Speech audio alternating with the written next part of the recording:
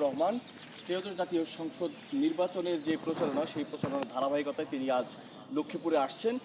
আজ লক্ষ্মীপুরে আসাকে কেন্দ্র করে লক্ষ্মীপুরে ব্যাপক প্রস্তুতি গ্রহণ করেছে বাংলাদেশ জামাত ইসলাম লক্ষ্মীপুর জেলা শাখা।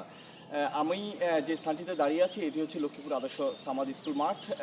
গেল বছর অর্থাৎ 2024 সালেও কিন্তু ডাক্তার শফিকুর রহমান এই স্কুলটির মাঠে এসেছিল এবং তখন বেশ ভালোভাবে বড় ধরনের আয়োজন করা হয়েছিল। সেখানে আমরা দেখেছি বিভিন্ন ধরনের আয়োজন যেভাবে করা হয়েছিল, কিন্তু এবার নির্বাচনী প্রচারণার বাধ্যবাধকতার কারণে বড় কোনো আয়োজন মানে বড় পরিসরে বিভিন্ন আয়োজন না থাকলেও যে আয়োজনটি করা হয়েছে সেটি হচ্ছে আপনারা আমার পিছনে দেখতে পাচ্ছেন যে জামাত আমিরের আগমন উপলক্ষে বড় ধরনের স্টেজ তৈরি করা হয়েছে এবং কি হচ্ছে গত দুদিন ধরে কিন্তু এই স্টেজ সহ এই স্থানটিতে মূলত যে জামাতের যারা কর্মীরা আসবে তাদেরকে বসার জন্য এবং কি হচ্ছে তারা যারা এসে এখানে সাথে এই আয়োজনটিতে অংশগ্রহণ করতে পারে সেজন্য কিন্তু এভাবে ব্যবস্থা রাখা হয়েছে।